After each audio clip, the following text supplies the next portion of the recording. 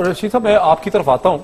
آپ نے ایک بات کی تھی کل دنیا نیوز کے ایک پروگرام میں 7 بجے کا جو پروگرام ہوتا ہے, آپ نے کہا تھا کہ شاید آرمی چیف جنرل باجوہ جو ہیں وہ سپریم کورٹ سے صدا کریں گے, خط لکھیں گے, یا وہ چاہیں گے کہ فوج جو ہے اس کو جو پیناما لیکس کی جی آئی ٹی ہے, پیناما کیس کی, اس کا حصہ فوج بننے سے گریز کرے. اس سے ایک دن پہلے کامران خان صاحب نے بھی جو اپنا پروگرام کیا اس میں کچھ اسی قسم کا انہوں نے اندیا دیا تھا.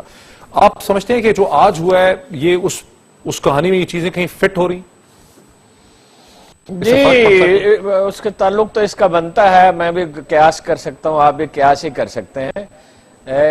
یعنی اس وقت تک جب میں یہ بات کہہ رہا تھا تو جنرل باجوہ کا موڈ ایک تھا, اور اب ایک اور موڈ ہے.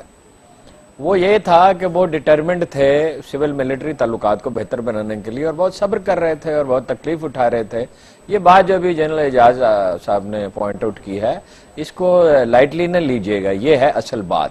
وہ جاتے ہیں چھاونیوں میں, بہت متحرک آدمی ہیں, وہ اتنا چرچا ان کا نہیں ہوتا. جنرل راحیل جتنا جاتے تھے یہ بھی اتنا ہی جاتے ہیں, اور جوان سوال پوچھتے ہیں, افسر سوال پوچھتے ہیں. فوج جو ہے وہ زیادہ جمہوری ہے اس معاملے میں زیادہ جمہوری ہے. وہاں ہر شخص سوال کر سکتا ہے اور چیف کو جواب دینا پڑتا ہے. وہاں بہت سخت سوالات بھی ہو جاتے ہیں. اب تو وہ صاحب بریگیڈیئر نے اس وقت کیپٹن تھے جب وہ حادثہ پیش آیا تھا جنرل ضیاء الحق کا, تو انہوں نے جنرل اسلم بیگ سے پوچھا تھا کہ ساری فوج کی قیادت جو ہے وہ ماری گئی ہے, تو آپ مسکراتے پھر رہے ہیں. اور ان کی نگرانی تو کی گئی بعض پرس, مگر ان سے نہیں کی گئی. فوج میں ایک جمہوری کلچر, فوج ایک ماڈرن ادارہ ہے, جدید ادارہ ہے, باقی ہمارے ادارے فرسودہ طرز کے ہیں. تو جنرل باجوہ نے ان کو سمجھایا وزیر اعظم کو جا کے, اور جیسا ان کا طریقہ بڑی شائستگی سے, بڑی نرمی سے, بڑی نفاست سے, کہ سر میری بھی ایک کانسٹیچوئنسی ہے, میں ان سے جان مانگتا ہوں. یہ میں ان کے اصل الفاظ بتا رہا ہوں, میرے سورسز جو ہیں وہ الحمدللہ اچھے ہیں خوش قسمتی سے. انہوں نے کہا میں ان کی جان مانگتا ہوں, جان دے دو, جان دے دو. اور وہ امبیرس فیل کر رہے ہیں, اور سارا آپ کچھ خیال کریں, میری کانسٹیچوئنسی ہے, میں کیا کروں. تو وزیر اعظم صاحب کا تو مزاج ہے شاہانہ. وہ کہتے ہیں الیکشن تک تو میں جمہوریت مانتا ہوں, الیکشن کے بعد 22 کروڑ آدمی میری انگلی کے اشارے پہ حرکت میں آئے.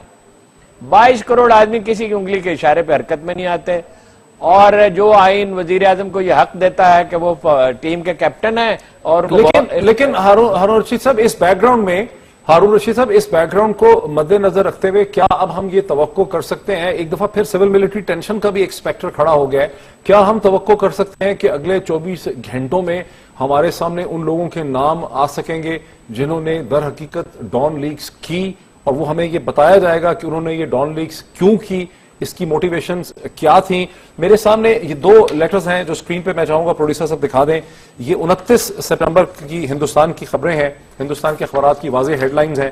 پہلی خبر جو ہے یہ ٹائمز آف انڈیا کی ہے, دوسری انڈین ایکسپریس کی ہے, جس میں امریکہ کی نیشنل سیکیورٹی ایڈوائزر اس وقت کی جو ہیں ڈاکٹر سوزن رائس, وہ کال کرتی ہیں اجیت دووال صاحب کو اس دن جب India so called surgical strike کرتا ہے, اور انہیں کہتی ہیں کہ آپ توقع کریں کہ پاکستان جو ہے ان ملیٹنٹس کے خلاف ایکشن لے گا. Susan Rice calls Ajit Doval to put Pakistan support میں. اچھا, اب یہ اور 3 کو یہ میٹنگ ہوتی ہے 3 اکتوبر کو, اس کے صرف 4-5 دن کے بعد, اور پھر یہ لیک ہوتا ہے جس میں کہا جاتا ہے کہ سیویلینز نے فوج کو یہ کہا ہے کہ آپ یہ ایکشن لیں.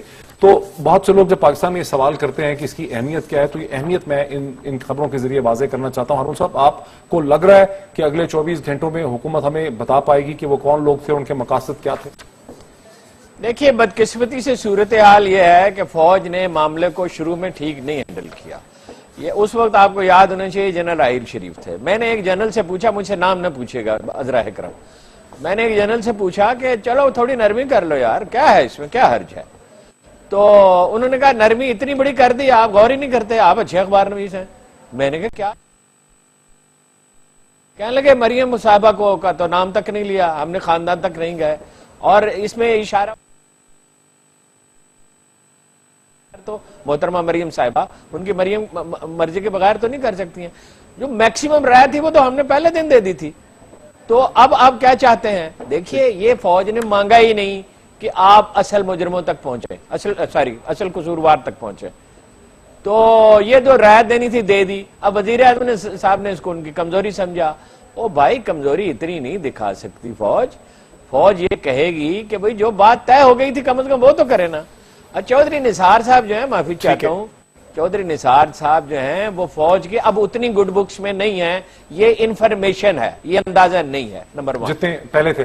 अच्छा हारून साहब, मुझे दूसरी बताया बात जाता यह है कि नोटिफिकेशन PMLN के प्राइम मिनिस्टर ने हाशमी करना साहब था। जो है चौधरी साहब मसालिहत कराने के लिए एक गलत बयानी कर रहे हैं जो असल में झूठ नहीं है।